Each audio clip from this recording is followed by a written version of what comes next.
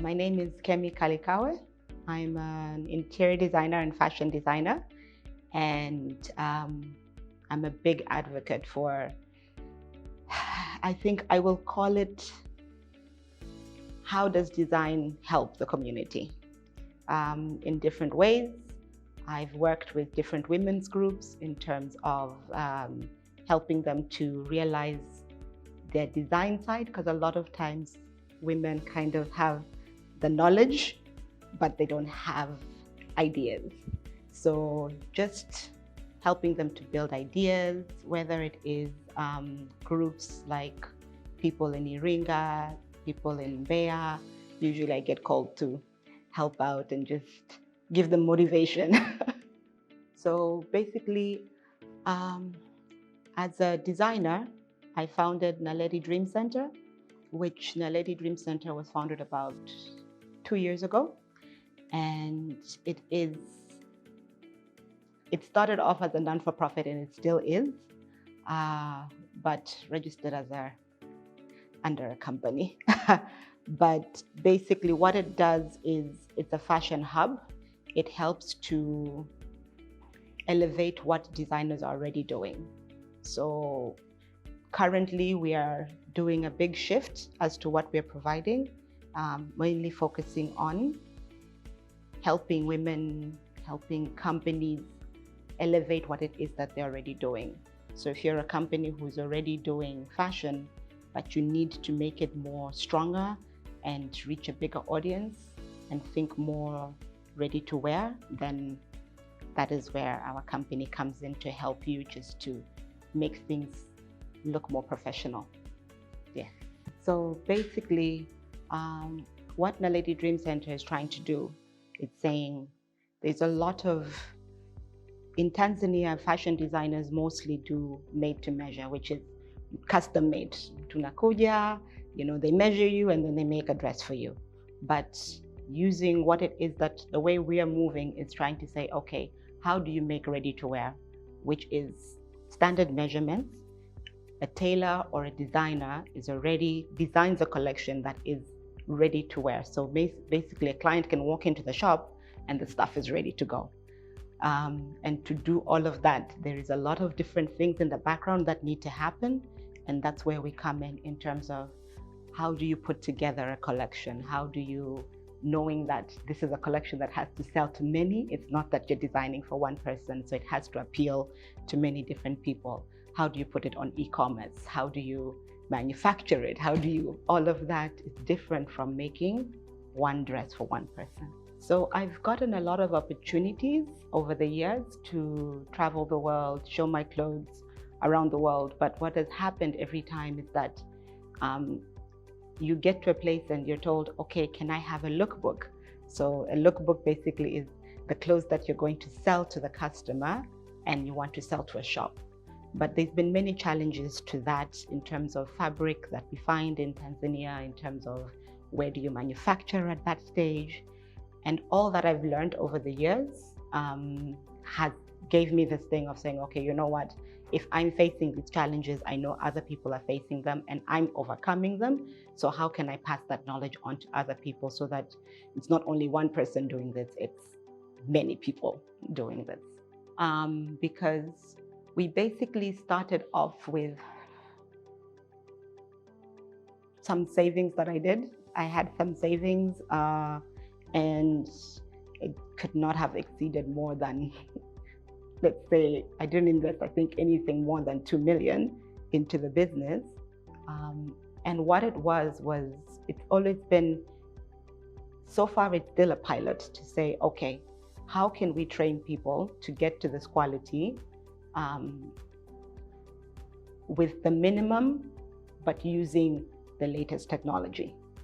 So minimum in terms of having, if you really wanted to do this, you would have to hire different teachers and all of that. But how can you do it without having to do all of that? And people still get a quality information. So the company has grown but it keeps on pivoting until we get to exactly where we want to set it. So right now, I feel it's still not where it needs to be, but we're doing different partnerships and stuff to see how can we move it to get to the most people and quality that you're delivering. So what we usually do is we reach out to a company that is providing a technological advancement of some sort, which has not yet maybe come to Tanzania. The last one that we did was Clo 3D, and basically we reached out to them and said there is designers in Tanzania and in East Africa who, because of the challenges that we see of getting from custom made to ready to wear, why factories will not work with designers, we need a technology that will help designers to be able to link between factories and their design work. So Clo 3D does that. It allows a designer to, even if you're not a pattern maker, which usually in Tanzania, a lot of designers don't even know what a pattern means, but a factory cannot design a dress for you without a pattern. So meaning that what we're doing is saying, okay, Clo 3D has an avatar. So you learn how to design on the avatar. So you're just making your dress, and this side, it's creating your pattern for you. So you don't have to, once you finish, you can just print out your pattern. It's got all the measurements, everything there. And you've got a dress which you can also, what you can do is you can turn it around, see what it is, change anything, take it to a customer before it's even done, show them and say, okay, this is the dress, instead of, like, let's say if you don't know how to draw, this way now you're able to do it. And then even create a market. So let's say you don't want to make 200 outfits, which maybe the customer doesn't even want. So with Clo 3D, you're able to make it look real. Like, the technology is, when you see the model walking, it looks absolutely real. So a customer can start voting for it and say, okay, you know what? I would like, if you send it to a store, if you just do a general survey of customers, then they can vote and say, yes, I want this one. No, we don't really like this one. And then when you go to the manufacturer now, you've got numbers and you've got data to say, okay, you know what? This outfit, a lot of people are saying that they would buy this outfit. So you have something to give, which is a tech pack that you're able to give to a manufacturer. And now they speak to you like, oh, okay, you're not just a designer, you actually know what you're doing because you've got a pattern ready, you've got a tech pack, which is just detailed information ready for them to go. So yeah, there's data and everything ready. So our target customers is twofold, but right now we're focusing, before we were focusing mostly on people who were starting out as designers, but right now we're focusing more on businesses which are already established as design companies, but need to now move from what they've normally been doing and move into ready to wear and being able to sell on e-commerce. So the way we reach them is really word of mouth. Like, a lot of people, I get calls all the time. So it really, the marketing part really is not, we don't have to market because the industry, from what I've already been doing, a lot of people already reach out to me, and I don't, whenever we do have to advertise, maybe if there's a certain opportunity that's coming, there is a Fashion Designers Association. So we would send that information to them because those are the people who most probably in that group are the people who we are going to directly work with. We don't usually advertise, not in Tanzania. So even Clo 3D right now is something that has not been done. It's technology and fashion has not yet been merged in Africa, let's say. In Europe, yes. In America, yes. But here we're still lagging behind in terms of how do we leverage what is already there so that we are able to to give the customer a product that we know that they want. You know, how are you able to take trend books and see, okay, before I actually design, I need to think, what does the market want? I'm not the one who should just give them what I want. what does the market want and what is the market going to want a year from now when my product is ready to go. Because if you're going to go to a factory and say, hey, make me 200, 1,000 of these, you better be sure that this is something that you actually well done. And so the next thing that we want to start training people on is like how to read trend books, how to use data and analytics to find out what it is that people are actually buying most of before you start designing. And then when you design on Flow. And then from there, we show you, okay, how do you now market this? Which platforms are you putting it on? And then of course, how do you sell on e-commerce? You know, the logistics behind that as well. How do you get your product to market? I think our biggest achievement is I definitely feel like getting Flow 3D to be part of this journey with us, because we're a small African company and they're huge.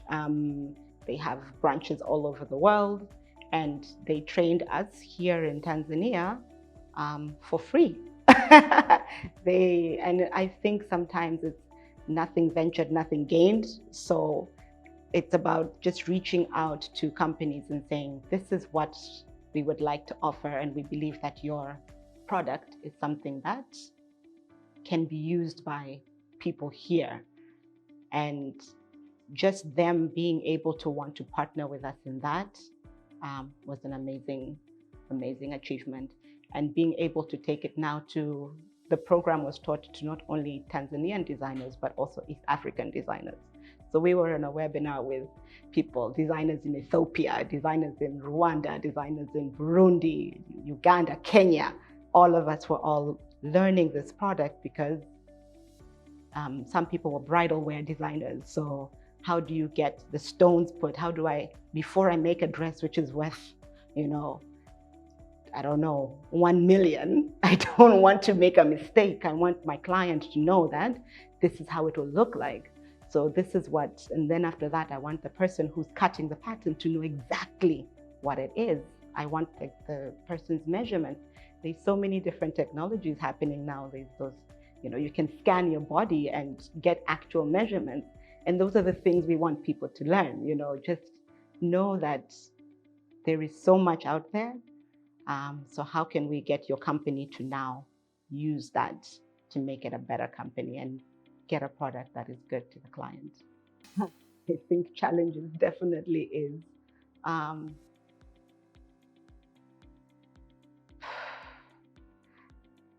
funding. And I don't know if I can say it's funding per se. Maybe it's not funding. Maybe it's a mixture of funding and